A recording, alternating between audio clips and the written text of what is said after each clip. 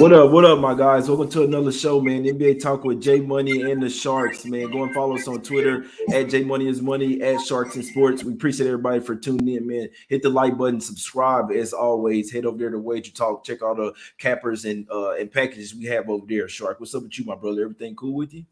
Absolutely. Good to get back in here Monday morning, January 10th, 2022. Two legends in the making. I'd love to work with you, Jay. We're ready to get back into it. 7-game card here today. Buy hat, a brand new print is engaged. We're ready to dominate. Jay, lead the way. Can't wait, my guy. Can't wait. Let's get straight to it, man. First, we're going to the streets of Charlotte here. We got the Charlotte Hornets, 2-point underdogs at the house. They're going up against the Bucks. Obviously, we cashed with the Hornets on Saturday. Now, this is the revenge spot for the Bucks in this one here, Shark. They're laying 2 points. I believe they do get one of their point guards back today. In the last game, they didn't have a single point guard. Had Wesley Matthews and Giannis and Chris Middleton out there running the point guard. Now, at least they get DiVincenzo out there back. They have their legs under, not on the back-to-back in this one. So equal rest this time around here, Shark. You got the hat on. We like in Milwaukee today? Yeah, and we've been talking about this going back to, as I said, the schedule reset last week in the early portion of this 2021 calendar year. We're trying to really hone in on teams that have played each other. We do have matchup data. We do have Vegas odds maker data. I think it's very important here when you look at these teams going back now 5 matchups to last year. Milwaukee has been particularly lackluster against Charlotte. Charlotte has owned them, generally speaking, against the spread. But if you go back to last year, a non-cover at home for Milwaukee, then it moved hard to Charlotte in game 2. Charlotte actually laid points on the road and cleaned them up. And then in a double ATS revenge spot on the road, Milwaukee did finally come in there and clean them up. And now you go through this campaign, 127, 125, Milwaukee on a 9 non-cover, and then a great line, which of course Jay Money had the other day, and we all thought was a sharp look for Charlotte to revenge them on a 1.5, which is a huge move for 10-point gap. Now it moves the other direction. You get Milwaukee laying points here on the road. I think it tells a great story. Milwaukee needs to win this game. They've lost 3 of 4. They've been pretty lackluster across the board. One-off revenge games for Milwaukee. You peak motivation. You stay overnight in the same hotel. You get the same team on the same court. You just got insulted by 8. They need to turn up here. Great line, great spot, revenge, official play, -2. Let's cash it, my guy. Yeah, and I think the Bucks are also correlated with the under here. It's always tough to go with the under spot for the Hornets here, but the way I see this game, the Bucks should clamp down defensively here. So I think Bucks is correlated with under. Obviously, if the Hornets get the run and gun, and they can run anyone out of gym, but I think the Bucks definitely will get some revenge here tonight. Try to slow the pace down, not necessarily because you don't want to run with the Hornets.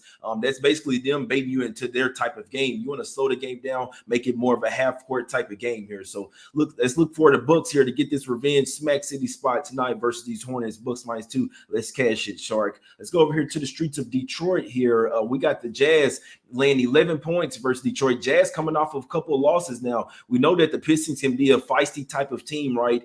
You never really know what you're going to get at them. Sometimes when they lose, they can really get smacked up by 30, but they're also live to backdoor as well. Obviously, the Jazz without their better defensive player and Rudy Gobert starting to miss some guys over there. Now you got the Pistons starting to get healthy here, Shark. What do you think? Do you think the Jazz get back right here, or do the Pistons continue to be undervalued in the market? You know, this is a game that I didn't look at in a lot of detail, and I started going through it about an hour ago. It's becoming more and more attractive here for the road team. When you do look at Utah, it's rare to find a team of the high quality of Utah coming in on an L2 when you find a team at the absolute bottom feeder quality of Detroit. Of course, we talked about this last week when we took Charlotte for a multi-unit play to fade Detroit in a very similar environment. I'm going to go through this in a little more detail. I do want to look at a couple more elements. I would lean here, Utah, to clean them up by 15, 20 plus if I had to go through it.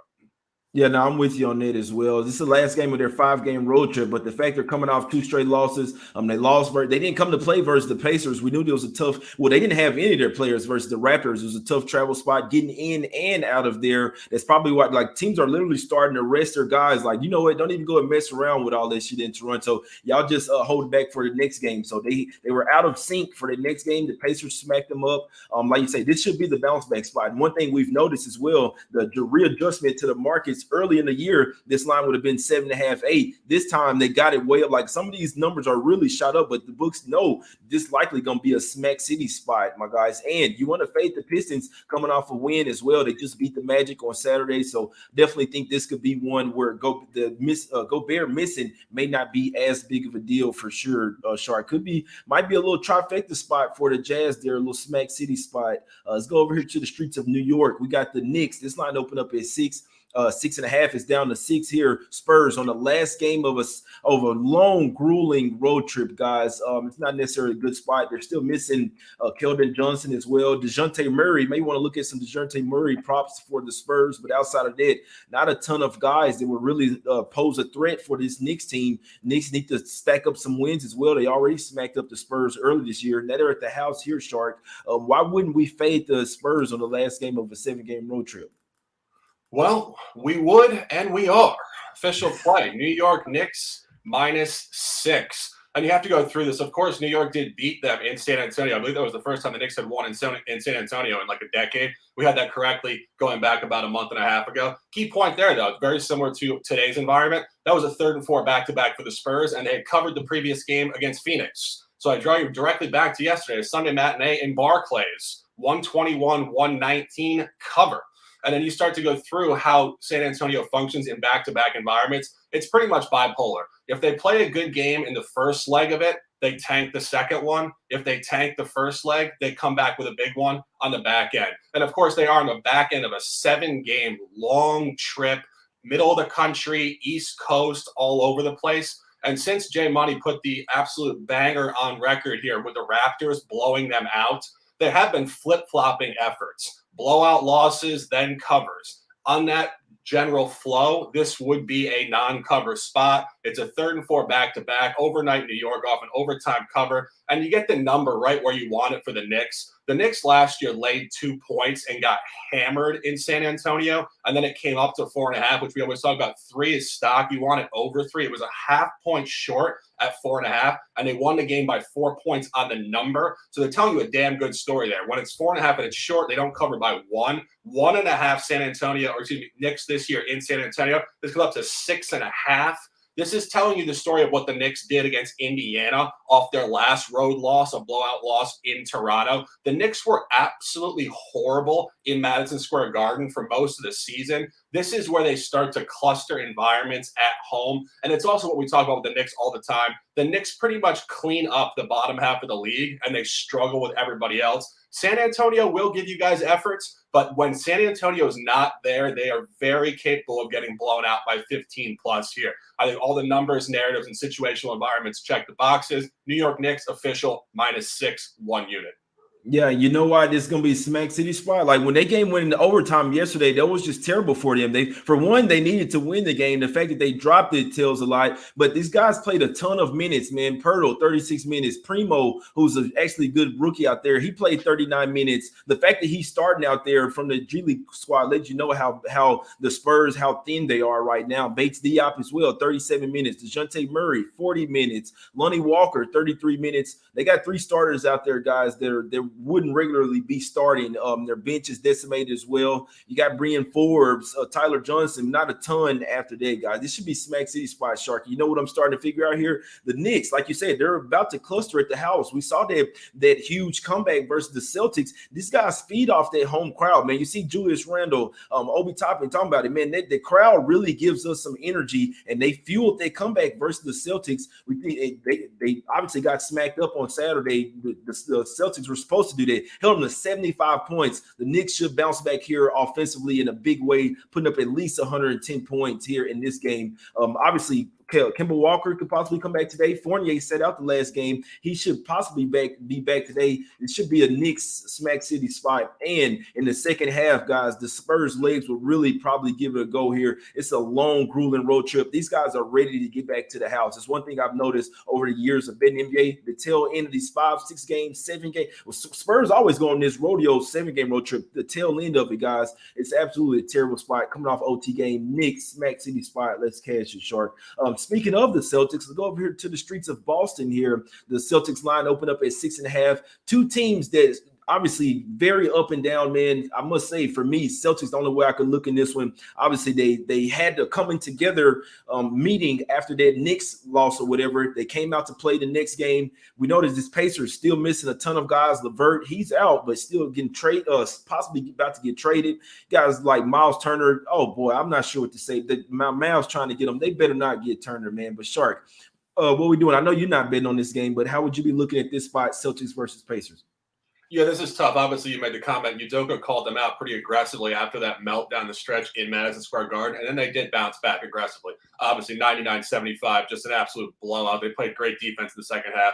Knicks were not there in that particular game. But if you look at what's going on here, Indiana is really difficult to cap. Indiana will show up sometimes, and then they just won't. And oftentimes, it's not about the number. If we go through the matchups last year, of course, this is the first time these two teams do play, the first of 4 that will go down in the next 3 months in this NBA calendar. Last year, the number purely did not matter. Boston laid what was a strong 3 points in Indiana in the first matchup and lost outright. Then it shortened up. Boston won, and they won. Then it came home, and it was short for Boston, 1 to 2.5, and they covered again. So basically, what happened last year with this matchup is that the result was the polar opposite of what happened with the line. So if you're functioning on that ideology here, Boston's inflated, strong. Theoretically, it might come the other direction. I would lean Indiana to keep it close, but I'm not betting the game. Jay, you got anything here? Yeah, and me personally, I'd like to take the Celtics in this spot. The Pacers have not been good on the road, guys. They're 0-4 against the spread last 4, lost 4 from straight, and this is the first game of a home and home as well. What I see is the Celtics getting this first game, and then the Pacers are playing a lot better at the house. There's not one of those teams where they're motivated from night to night. So they're another team where they need that home energy, that home crowd that's giving them a boost from behind. On the road, they tend to get blown out, and they're missing a ton of guards right now. So they caught the Jazz sleeping in the last game. Other than Sykes, maybe Washington Jr., like a lot of people don't even know who those guys are, and it's for a reason for that. But they're dropping they don't have a ton of their guards right now. Brogdon is questionable, could possibly come back. If they're still without the rest of their guards, this is a game where the Celtics, Jaylen Brown, Schroeder, even Marcus Smart will run circles around these guys. Obviously, they'll have the advantage down low with Sabonis and Turner going up against Robert Williams, but maybe not so much if Al Horford plays.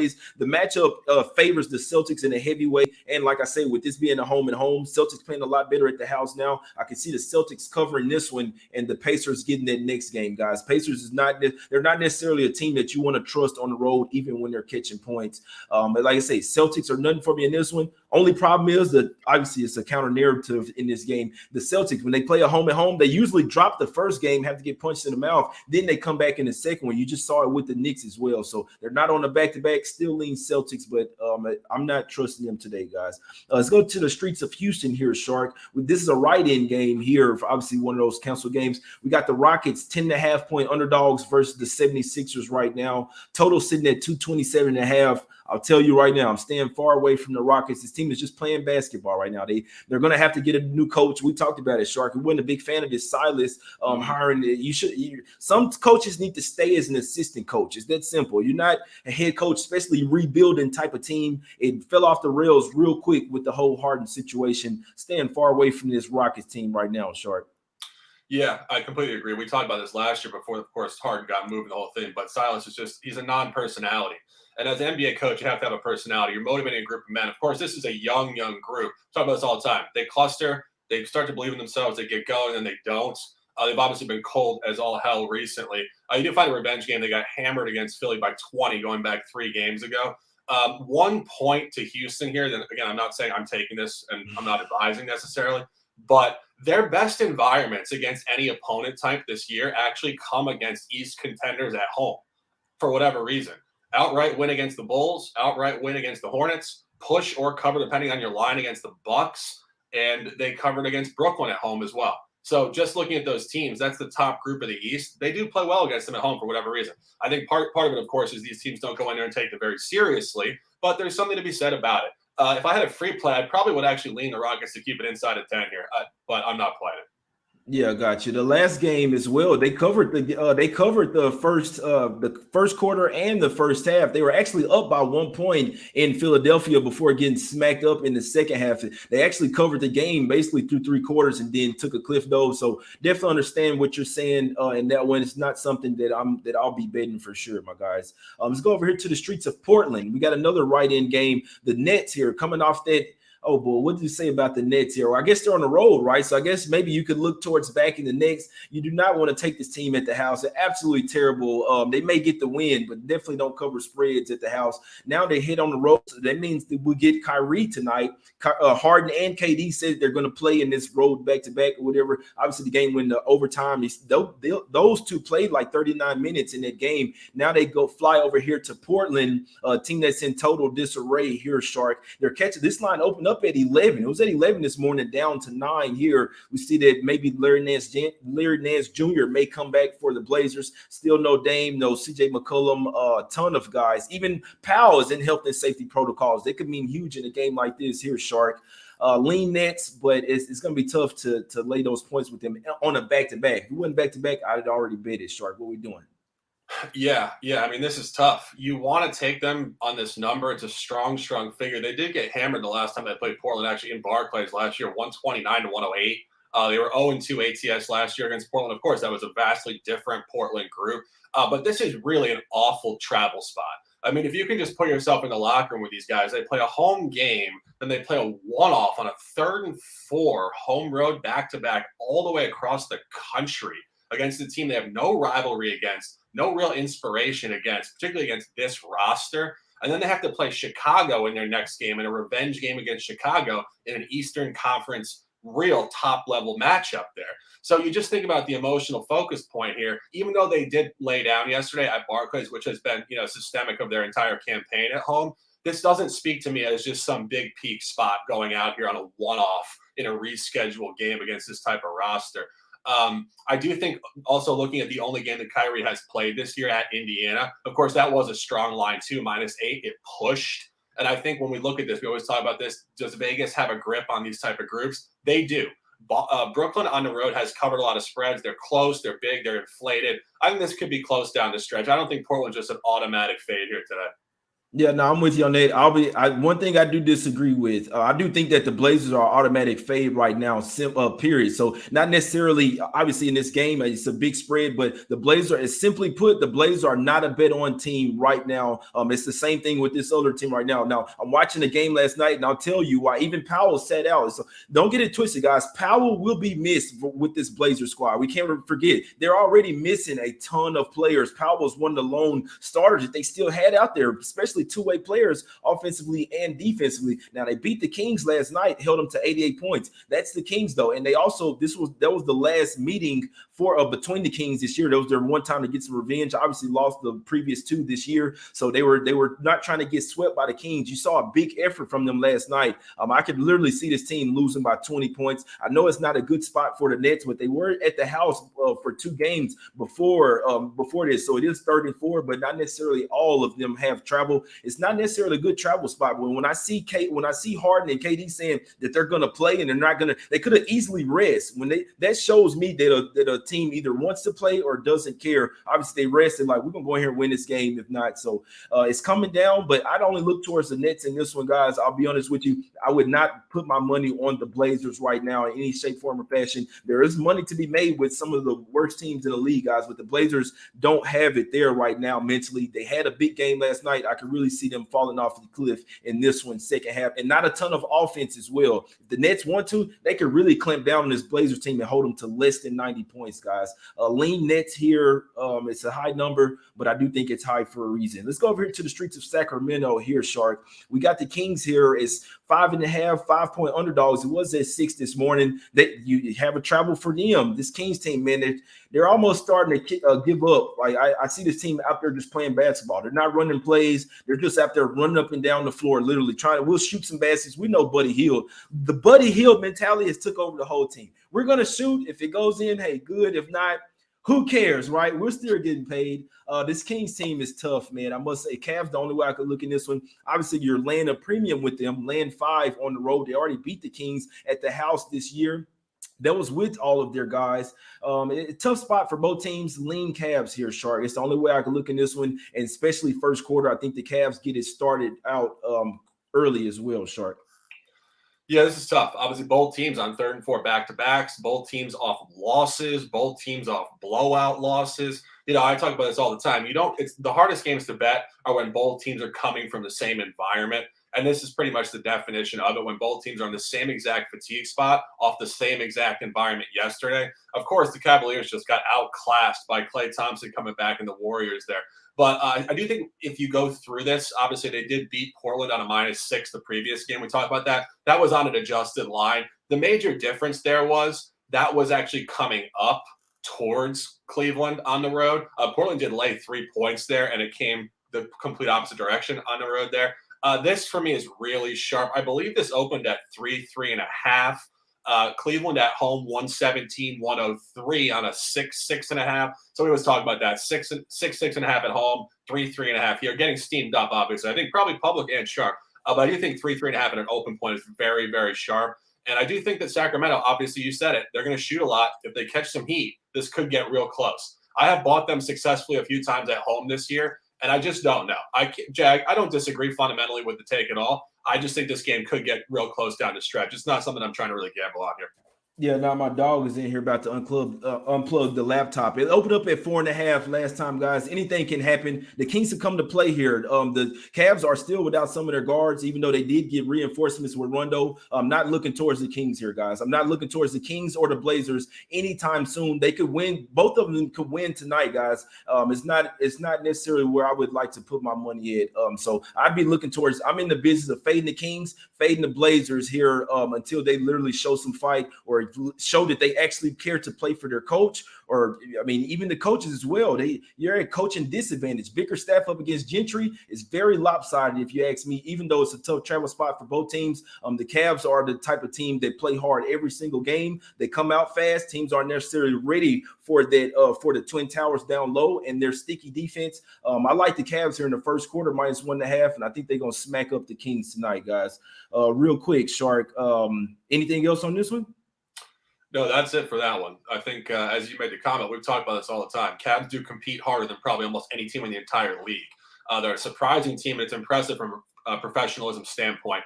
And that's not a bad look at all. I'm just not playing the game. I don't really like to mess with these teams on 3rd and 4s in tough spots. But I don't. Yeah, no, I'm with you on it. Yeah, so guys, make sure you guys go check out WagerTalk. We got $9 Mondays for first-time buyers. You can get $9 packages, and you can also go to support.wagertalk.com. Email those, mention J Money. You'll get a $25 coupon, guys. Also, this is a screen that I like to look at. This WagerTalk odds screen. If you guys want to check it out, may not pay too much attention to the money percentages, but if you want to compare some lines from all different type of games, get the opening line numbers. And like I say, make sure you're shopping at the best sports book as well, guys. You don't want to take a line that you can get a better line at, and also go and check out WagerTalk. We got these promo codes for you, my guys. Handicappers at WagerTalk. If not, here's your chance. You can take 50% off your first daily or 3-day all-access purchase at WagerTalk using coupon code TRYWT.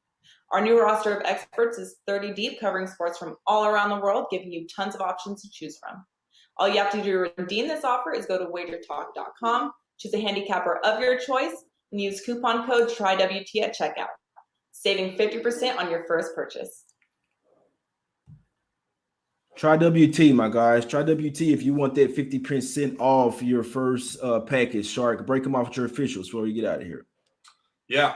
January 10th, 2022, a beautiful Monday afternoon. Hope everybody's having a great day. If you're not, hit me up in the DMs. I can talk to you about life and what's going on. Hope we can figure out how to make life fucking spectacular for all of us.